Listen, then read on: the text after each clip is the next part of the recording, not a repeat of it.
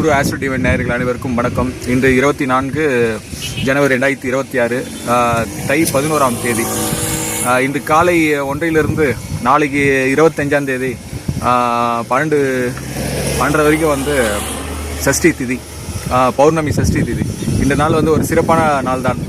உலகம் முழுவதும், குறிப்பாக தென்னிந்தியா, மலேசியா, சிங்கப்பூர், இலங்கை போன்ற நாடுகளில் தமிழரின் முதன்மை கடவுளான தமிழர் இது முருகனுக்கு வந்து தைப்பூச திருவிழா. இது பொங்கல் எப்படி தமிழர்கள் சிறப்பாக கொண்டாடுவார்களோ, பழந்தமிழர்கள் வந்து அதே போல் வந்து தைப்பூசத்தை வந்து சிறப்பாக கொண்டாடப்படுவார்கள்.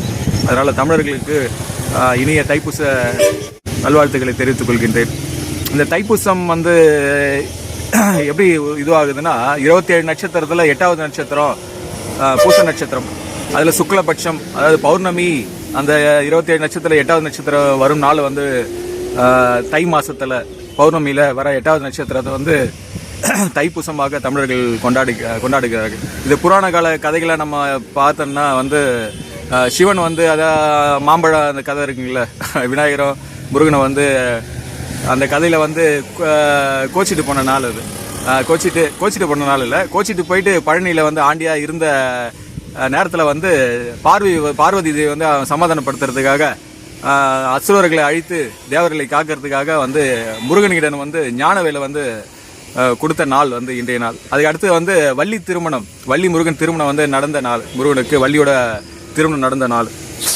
அதனால் இந்த நாள் வந்து தமிழர்களுக்கு சிறப்பான நாளாக கொண்டாடப்படுகிறது. இது புராண கால கதையாக சொல்லப்படுகிறது. உண்மையான மெய் உணர்வு, மெய்ஞான அடிப்படையில் நம்ம சொல்லணும்னா, ஏற்கனவே சொன்ன 4ஆம் கட்ட மரண காலம் முடிந்து அதுக்கு அடுத்து முதல் கட்டம் ஆரம்பிக்கும் என்று. அந்த முதல் கட்டத்தில் வந்து படைப்பாற்றல் சிந்தனை கொண்ட நாள். அதாவது தை மாதத்தோட, மார்கழி மாதத்தோட முடிஞ்சிடும் அந்த 4ஆம் கட்ட மரண காலம்.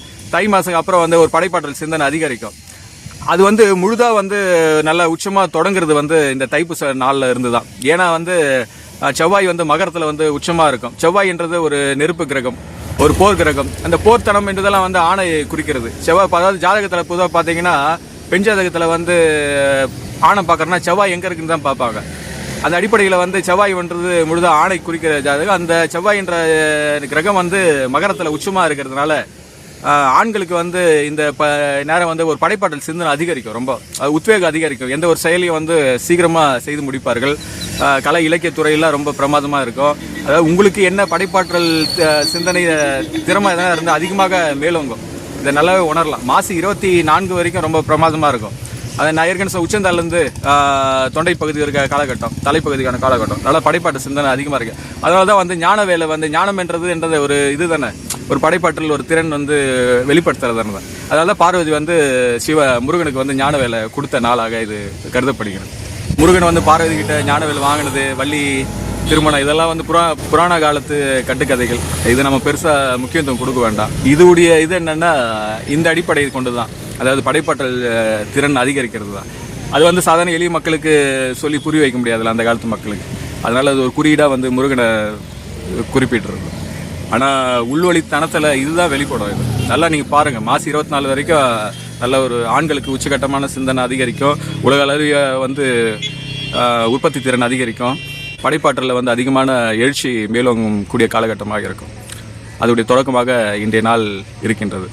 அதனால் இன்றைய நாளில் தங்களுடைய வாழ்வில் அனைத்து வளங்களும் பெற்று சிறப்புடன் வாழ எல்லாம் வளர்ந்த இறைசக்தி நான் பிரார்த்திக்கின்றேன். இக்காணொலி வந்து பிறரும் பயன்பெற உங்களுடைய வாட்ஸ்அப் குரூப்பில் பகிர்ந்து கொள்ளுங்கள். வாழ்க வளமுடன்.